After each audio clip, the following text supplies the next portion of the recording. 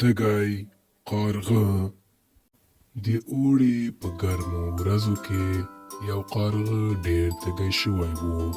هغه پرواز وکړ تر څو اوبه پیدا کړي، خو هغه ونشو کولی چې اوبه پیدا کړي.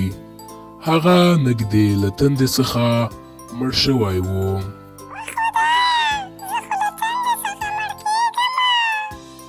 هغه یو منګی ولید.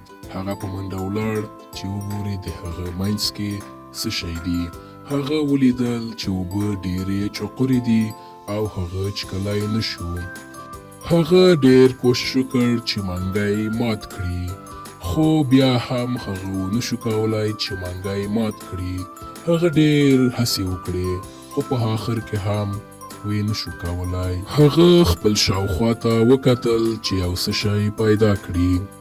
هغه یو د دانو بوجۍ ولیدله او یوه دانه یې په اوبو کې اچوله تر څو اوبه پاس راشي او هغه اوبه وسي چکلی.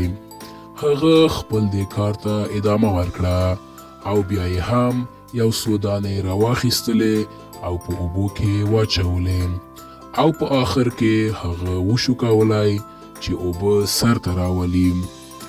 قارغه هر څومره چې کولی شو اوبه یې وچکلې او له هغه ځای څخه ولاړ.